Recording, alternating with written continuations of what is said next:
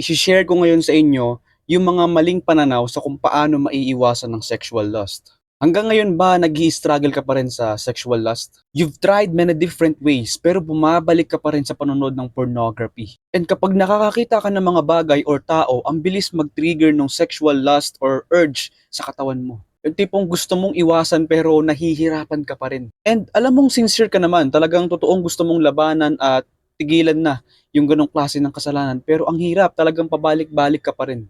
You know what? Dumaan din ako dyan. And sincere din ako. But one thing I've learned, maybe sincere talaga ako. Pero nakita ko kasi na mali pala yung sincerity ko. At nagkakaroon ako ng maling sincerity dahil sa maling pananaw ko. In short, good motives but wrong mindset. And today, i-share ko sa inyo kung bakit hanggang ngayon nahihirapan pa rin tayong ma-overcome ang sexual lust. And yun yung dahil sa maling pananaw.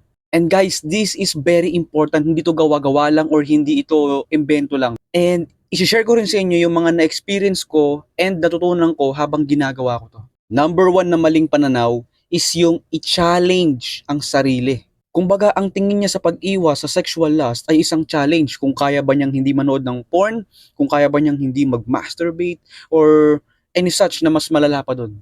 And this is a wrong mindset. Guys, this is not a game. Overcoming sexual immorality and sexual lust isn't just a game. It is a real and serious thing. Nauso sa internet yung no puff or yung no jerking challenge. Yes, nag-work naman sa iba pero mas marami pa rin yung hindi nakakalaya sa lust. And after nila i-take yung challenge na yon, mas lumala pa. O pwedeng may magsabi, oh, well, at least gumana. Guys, this is a real thing, and kung gusto nating makalaya sa sexual lust, sa sexual immorality, huwag tayong magsettle sa at least. Well, I'm not saying na mali ang no puff challenge. Ang sinasabi ko lang is yung pananaw.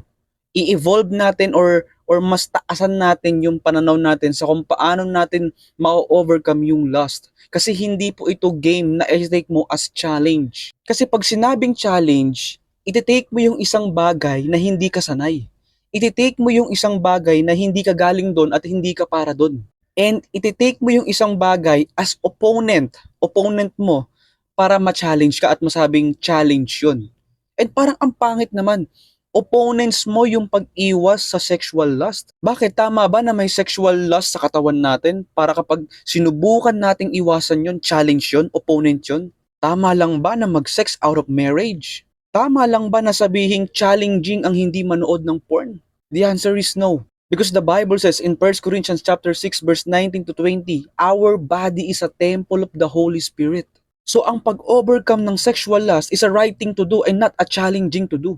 Ang challenge kasi pwede mong tanggihan, pwedeng hindi mo i-accept yung challenge. But overcoming lust, it is a real and a right thing to do. And let me show you how this is so important. In 1 Corinthians chapter 6 verse 9 to 10, it says there, or do you not know that the wrongdoers will not inherit the kingdom of God? Do not be deceived. Neither the sexual immoral, nor idolaters, nor adulterers, nor men who had sex with men, nor thieves, nor the greedy, nor the drunkards, nor slanderers, nor swindlers will inherit the kingdom of God. You see, nakasalalay dito ang eternal life natin. This is a real thing, guys. Hindi ito challenge lang. Our body is a temple of the Holy Spirit at hindi ng sexual immorality, pornography, and lust. Kung gusto nating ma-overcome ang sexual lust, baguhin natin ang mindset natin. Seryosohin natin. Kasi ang totoo po, hindi challenge ang iwasan ng panonood ng pornography at ang sexual lust. Kasi dapat wala talaga ito sa katawan natin. Alam nyo kung ano yung totoong challenge? Ito yung kapag paano ka manonood ng pornography or paano mo papapasukin yung spirit of lust sa katawan mo kahit alam mong temple of the Holy Spirit yung katawan mo. And alam nyo kung kaninong challenge dapat yun?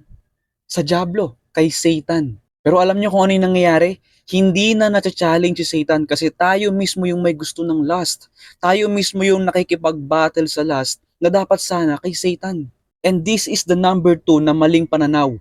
People are still fighting and battling against the lust. Since our body is a temple of the Holy Spirit, hindi na dapat battle sa atin ito. Dapat si Satan ang mata-challenge siya kung paano tayo tutuksohin dito. Battle ni Satan to, guys. Stop battling or struggling against it. Mali ang pananaw na labanan ng lust. Bakit?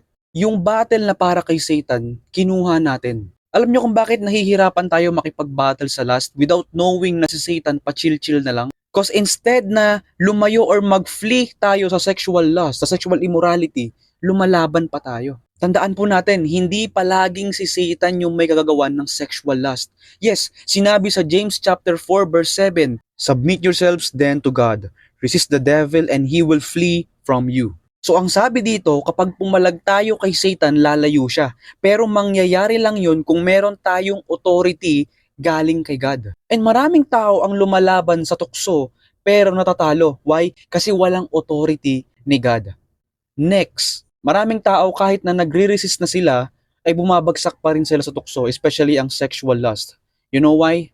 Kasi instead na layuan ang sexual lust, nilalabanan pa nila. In 1 Corinthians chapter 6 verse 18 and 2 Timothy chapter 2 verse 22, it says there na flee from sexual immorality. Hindi sinabi na fight, bagkos flee, lumayo, iwasan, iwanan, takbuhan. Bakit ganon? Sa isa James chapter 4 verse 7, resist. Pero pagdating sa sexual immorality, flee. Kakaiba to. You know why? Because sexual immorality is not worth to fight for. Kaya pinapaalis na sa atin yon. Kaya pinapaiwas na tayo doon. Bakit ulit? Kasi tapos na ni Jesus ang laban. Siya na ang lumaban para doon. Kaya maling pananaw po na labanan ng sexual lust. Kasi wala nang laban para dyan. Tapos na yan. Ang battle against flesh, especially yung sexual lust, ay ang battle na hindi natin kayang talunin or pagtagumpayan. Kaya si Jesus na ang gumawa niyan. Siya ang tumalo niyan. Kaya pag hindi natin alam yung bagay na to, para tayong bumabalik sa World War II na tapos naman na, tapos tayong mag-isa lang yung lumalaban. At yan ang dalawang maling pananaw ng mga taong lumalaban sa sexual lust and paulit-ulit silang bumabalik kahit sinusubukan nilang tigilan. Madami ba akong gustong i-share patungkol sa paano ma-overcome ang sexual lust and paano magkakaroon ng self-discipline. So, stay ka lang sa channel na to and kung nakatulong ang video na to, mag-comment ka sa baba para makita ko. And kung gusto mo rin mag-share ng same experience mo, pwede mo akong i-follow sa TikTok and sa Facebook. Ilalagay ko yung link sa description and i-check mo na lang and leave the message. So that's it. And by the way, I'm your friend Nix and see you sa next video.